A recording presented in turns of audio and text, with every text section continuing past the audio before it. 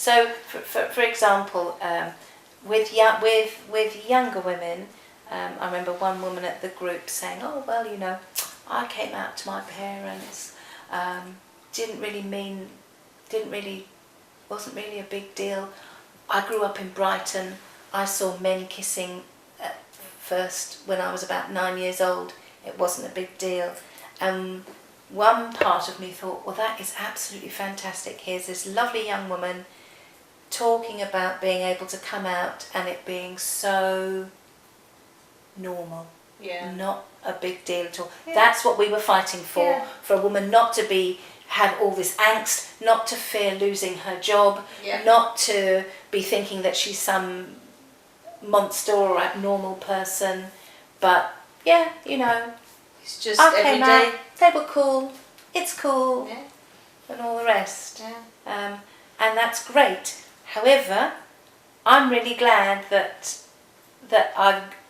I did have to fight a bit, because I think it's made me feel very strong in terms of my identity. And when I was talking earlier about that woman saying, "Oh, you know, most lesbian relationships are unhealthy," I think she's got protection from that stuff, because I think scratch the surface and we still live in a homophobic society. People are still murdered for being gay.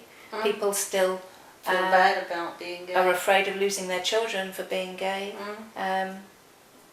Might not get promoted. There's still scandals about people being gay and stuff like Some that. people kill themselves And some people kill themselves, when exactly. they're Or- coming out. Or get addicted to drugs or drink, because I think we still live in a society that is still fairly hostile. But it's quite well known towards us. that within the lesbian and gay community that it's disproportionate with drugs and alcohol and smoking, very destructive behaviours and self-abuse and things like that, Yeah. because of having to know how to deal with these things.